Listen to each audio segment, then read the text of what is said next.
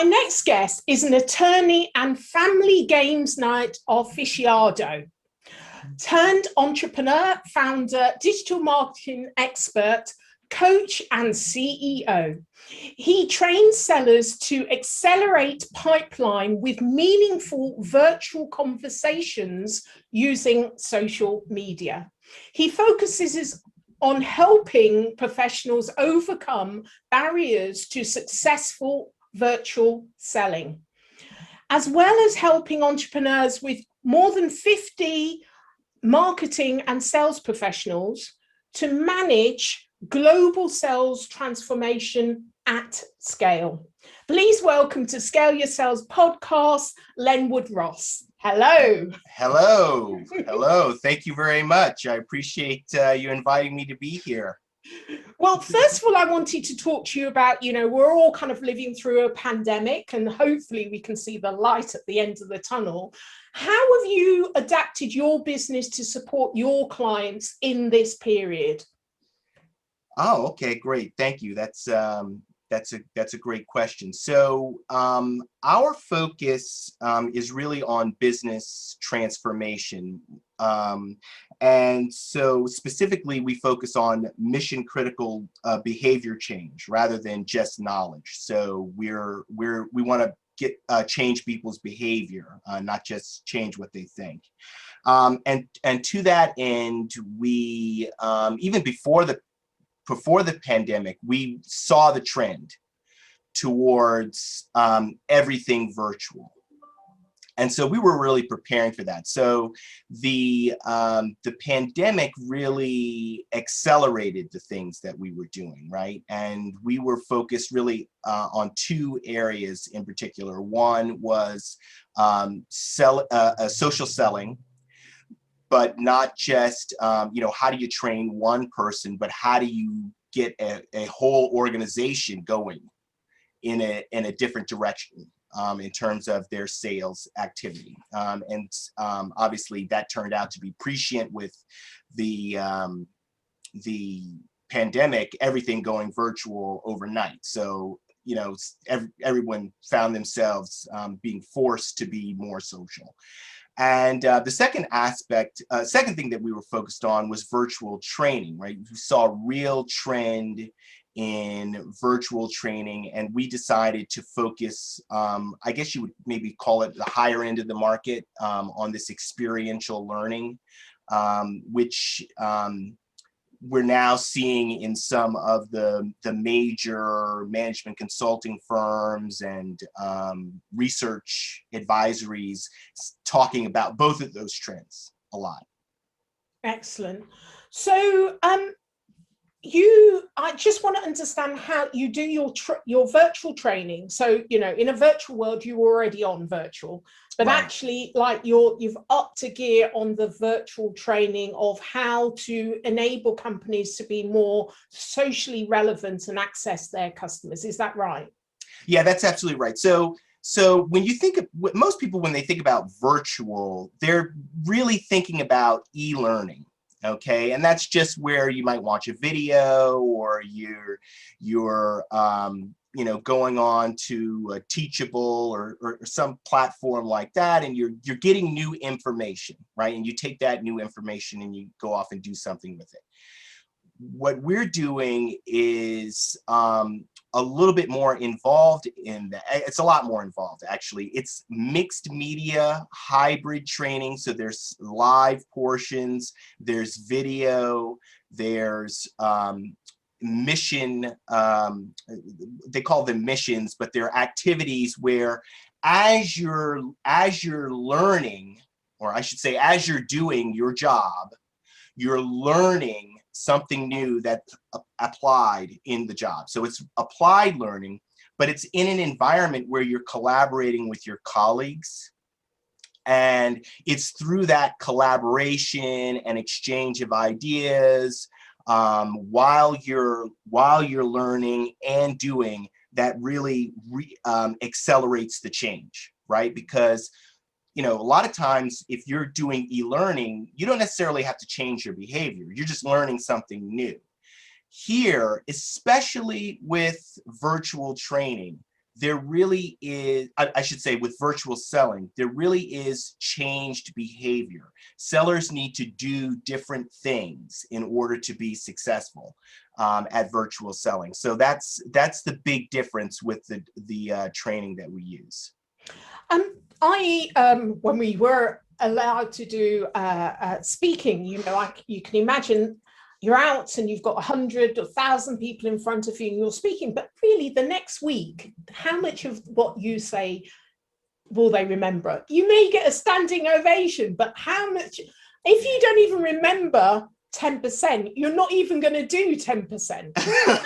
Problem. Even with online learning or even face-to-face learning, how much you remember the next day, the next week is, you know, like it's diminishing returns.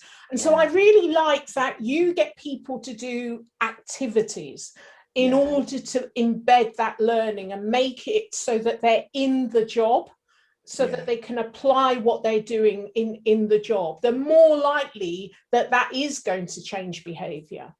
Yeah, absolutely. You hit the nail on the head. What we see as a trend in general is more experiential learning, experiential training. We know that people like to have experiences, right? And those experiences help them to understand what it is that we are specifically asking them to do in context. So it's very different if I tell you something, well, if I tell you something one day and you're just sitting in an auditorium or you're watching it online and you don't have to do anything with it, you're right, it's gone by the next day or by the end of the e-learning or by the end of the module, right? You've lost it. So we really see you know, in the near future, a blending of people who, like yourself, develop content. You have a system or something like that, and you have a mix of the event, which is virtual. There may be some people that are live, you know, when we're out of this pandemic thing. There may be some people who are live, but you can reach many more thousands, tens of thousands of people virtually. And they're, you know, experiencing your live talk, and then they go through a series over a period of days where they're getting more knowledge, more in-depth knowledge than you went over in your talk, and they begin to apply what you said in their work. And doing that over an extended period of time increases the change and the knowledge retention significantly. Yeah, I love it. I love it.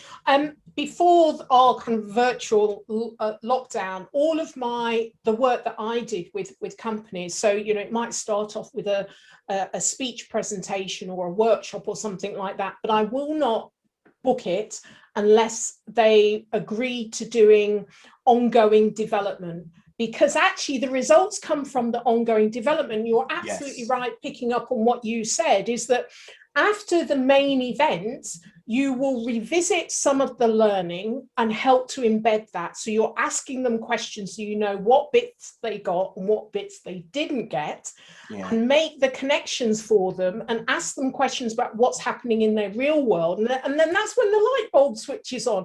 It's like, yeah, oh my gosh, I didn't realize I could do that. And then to have a group discussion, so there's a sharing of knowledge. And as you go down, so it'll be 3 months, 6 months, 1 year, 6 to 1 year, people will share more of their knowledge of how they applied it, which encourages the people that are not applying it to apply it.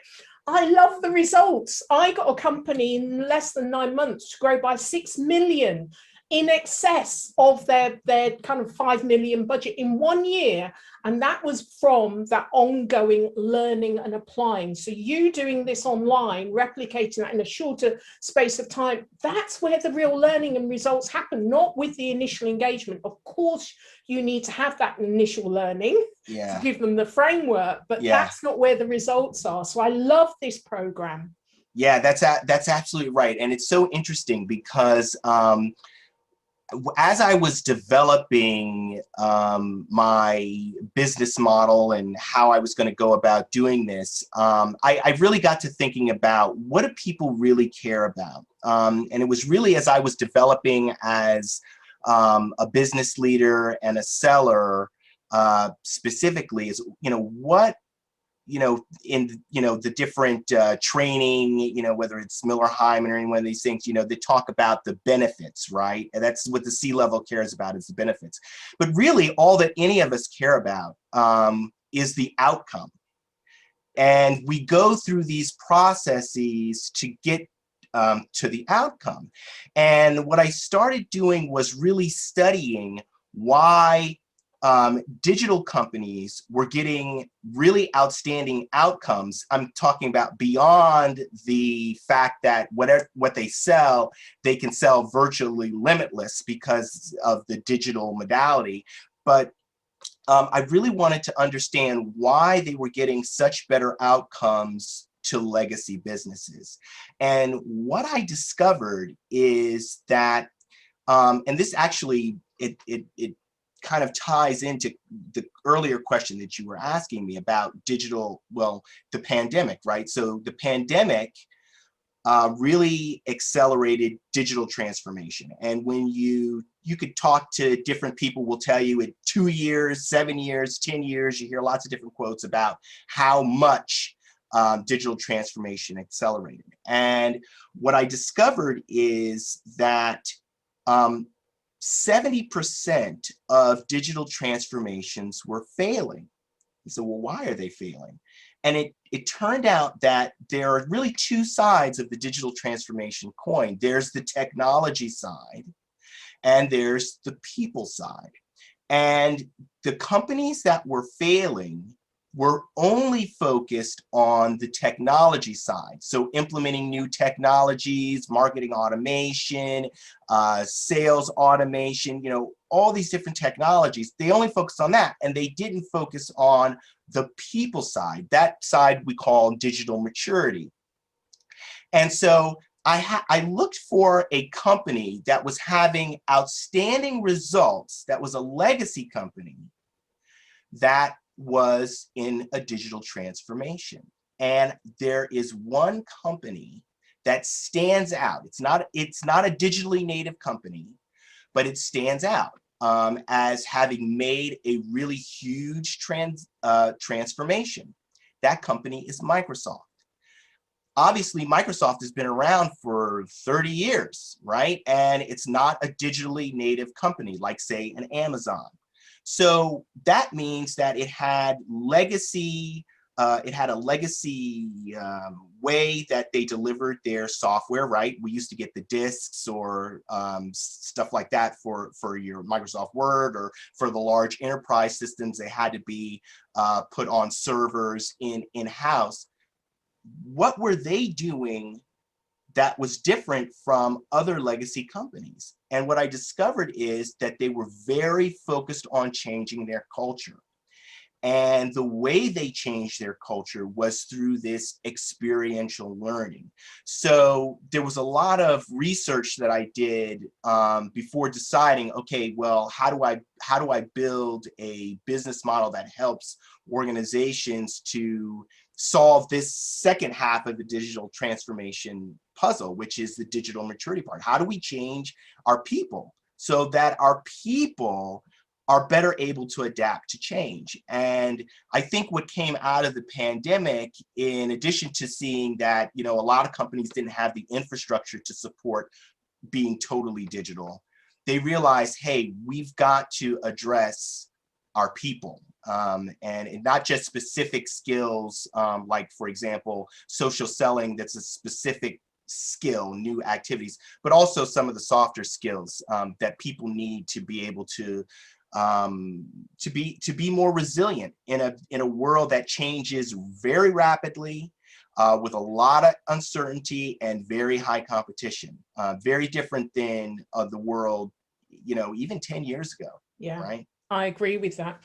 So, what practical strategies would you offer to enable buyers to buy or to build long-term relationships? And I'm really speaking to the kind of social selling that does exactly that. So, how could you package up a kind of practical strategy? Right. Well, I would say first you have to recognize and there's a lot of people that use social media for and do what they think is social selling, right? And so what they'll do is they'll they'll use automation to send hundreds of LinkedIn requests because they think, oh, my market is huge. I've got the world. I can reach out to anyone in the world. I got 10,000, 100,000 people that I'll never get through all of them. So I'll just run this automation software and I'll send out offers. And that is actually not the way to do it, right? Because all you're doing is you're bringing the same interruption tactics that you use with your email campaign, and you're bringing that to social media. And social media really doesn't work that way, not effectively. So when you look at the success rate, the open response rate on email marketing, that's 2.1%. That's HubSpot's number that they recorded during the pandemic, right? So a 2.1% open response rate is pretty bad. So what people do is they go to social media and they say, well, now I'm getting 5. out of 5 out of 100 instead of 2 out of 100. So I'm doing twice as good. This is awesome. I love it. Except that 80% of the people, 90% of the people that you're reaching out to are not connecting with you. Or even if it's 70% of the people are not connecting with you. That's a big problem on social media. Okay. Your connection acceptance rate on a platform like LinkedIn should really be over 50%. That's how you know that people are responding to the impression that you're putting out on social media, right? So we all have a social presence, okay? Just like in real life, when you go to I shouldn't say in real life. Social is real life. Okay, let me let me fix that. What I should say, virtually. So in person versus virtually. If we were going to a conference, we would want to make a good impression, right, on people, and the same is true on social media. You want to make a good impression. And so there are ways that you can craft your profile so that you're making a good first impression. And with that profile being crafted in a certain way is going to create the foundation for connecting to people and having people respond positively to that connection. I mean, I've just thought of something, and a lot of people get peed off on, social media. And it's interesting what you say about creating the right first impression. And I was just thinking, what is the difference? When you're emailing blasting out emails, it's almost invisible. It doesn't have your little picture there. So, people can decide not even to open the email at all, so that you can blast people and you're not going to get many, 1% open rate. But the other 99% almost didn't see it. They deleted it, they whatever, right? It's disconnected from it's disconnected from you. It's completely disconnected. But actually, when you're blasting people on LinkedIn, they can see you. They can judge you, and they can follow you, which is what I do, right? Do not connect and sell to me because you're going to get an unfollow. And I will not recommend you, all of these things kind of thing. Yeah. So that's the difference. It is your reputation. So that that 70% or 80% of people that are not connecting with you have actually judged you. Yeah, they know who you are. They know your name. They know your face. I mean, it'd be just the same as if you went to a conference and you were just a total jerk to everybody at the conference. You're walking around with your name tag. Everybody can see you. They know your face, and they're going to remember. Do you remember that guy? Whatever, he got so drunk at the cocktail party, and you know what? Do you remember that guy? Oh man, he's terrible at conversation. Oh, I got it. They see you coming, they're going the other way. Avoid him. Right? All he's going to do is talk about work or whatever. Right? They will avoid you. Right? Yeah. So we have the good sense to know not to do that when we're at a conference, right? And it doesn't mean you have to be overly professional, right? Just like at a conference, there are times when we're focused on presentation, or we're focused on things and we're kind of more business like. And then there are other times where we're being social, the cocktail hour, the networking event. And at those events, if you're meeting people and you're only talking about work, or you go up to that target that economic buyer, right? The one that you've been hoping to see. And the first thing out of your mouth is, oh, my solution can do X, Y, and Z. You're not going to get very far with them, right? So we use that cocktail hour to show a little bit more about who we are, to connect and build rapport. And you really need to do those very same things on social media, right? We have to build rapport.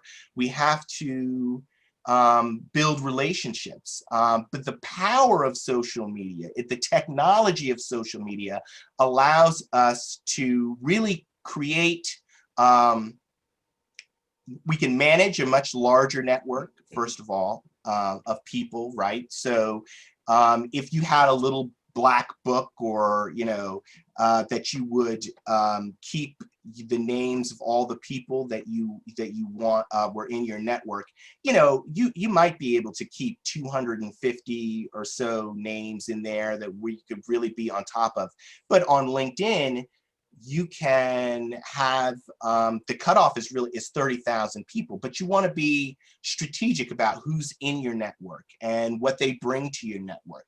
There's people in there that are going to be your champions. There are people who are going to recommend you. There are your personal contacts who are going to support you almost under any circumstance.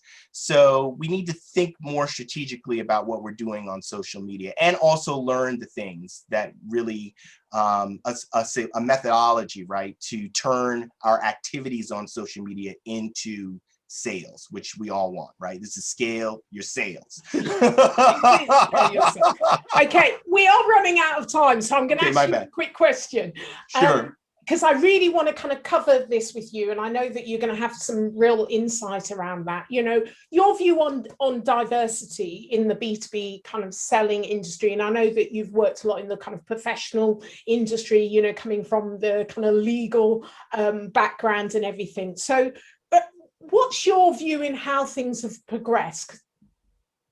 Well, I would say that in professional services specifically, we're now seeing more diverse leaders in senior leadership roles. And so when you see more diverse people who are making the decisions, then that means on the other side of the table, you're going to want to have more diverse people to be able to create conversations with them. And I think we're actually entering, I'm hopeful. How about that? I'll say this. I'm hopeful that we're entering really a golden era for diversity, because, again, what does social media do? Social media makes our networks transparent. It really makes it possible for you. You're not going to just see my name when I reach out to you. You're going to see my face, and you're going to learn some things about me. And so with the heightened awareness and I think consciousness about diversity issues, you see people really being much more active in terms of their efforts to support diverse leaders and diverse, and by the same token, diverse sellers. So I think on the selling side, you know, if you're in B2B and you have products to sell, you would want to increase the diversity in your sales team for sure, because there are many more diverse leaders. Not only are there many more diverse leaders, but even the non-diverse leaders are looking for relationships with diverse people. Just anecdotally, I'll tell you that you know, I have a strategic partner that I'm looking at, and obviously I use social media strategically. And over the weekend, I was able to connect with the president of the group that is most important to me, and he offered to help me within 5 minutes. Yeah. So just knowing what to do, it's possible to connect to the highest levels. I mean, this is a Fortune 500 huge company. And I was able to get to the very top of the organization in 5 minutes on social media. But it also goes back to what you were saying before. That person would not have connected with you had you not had a good social footprint. They would have looked you up. They would have seen what you're posting. Are you credible? Do you look good? All of that, you know? Yeah. So that's why it's really important, and it allows you to get access. That's why I targeted. You know, it's kind of crazy, but even with social media, you know, I think almost 60% of sellers say their number one issue is access. And that to me is crazy, because social media gives you such access to people that you would, I mean, for example, the person that I just told you about, I mean, how would there's almost no way I could have gotten to him on the phone or in email. I would have had to wait to an event when there were, like, you know, maybe 20, 30 other people trying to reach him. You know, that's not a great circumstance. But on social media, he could see my face, right? He can look at my background. He can look at the impression that I have created, right? When I take control of my social media, then I can frame the way that people perceive me, right? So I can help to make that good first impression. It's like having a nice suit for this special event where you're gonna meet people, right? It's the same concept. So access really should not be a problem in the age of social media. I love that. I love the way that you brought that back round again. So that was brilliant. My pleasure, my pleasure. Let me ask you, if you're on a desert island on your own, what's the one thing you take with you? I mean, to me, it's easy. I take my iPhone. I have locate me on the iPhone, and they find me. I'm on the desert island for, you know, 24 hours at the most. Once people realize he's missing, find his iPhone, and then I'm off the desert island. So that's an easy one. You're not going to relish being on the desert island, having a bit of peace, getting off social media. You're not relishing any of that. It's like, get me off here as quickly as possible. Well, how about this? I relax on the desert island. I try and find some fruits and things to eat while I'm there. I kind of soak it all in, and then I turn my phone on so they can come get me. 5 minutes. All right. So since you want to be located, how can people get hold of you, Lenwood? Oh, great. Yeah. So obviously on LinkedIn and Twitter, you can find me. I'm more on LinkedIn than I am on Twitter, but feel free to connect with me on both of those. Lenwood M. Ross on LinkedIn and Lenwood Ross on Lenwood_Ross on Twitter. You can also go to our website, accelerate.com, and you can connect with me there. You can read articles that I've written. I've also got a bunch of articles on LinkedIn, and you know, I would love for people to connect with me on LinkedIn, right? So we can have a conversation and build a relationship. That's what it's all about. That is what it's all about. I'll put all of those links in the show notes. It's been an absolute pleasure and lots of fun. So thank you for being a guest on Scale Your Sales podcast, Lenwood. Thank you so much for having me, Janice. I enjoyed it. Thank you so much. Brilliant. Okay.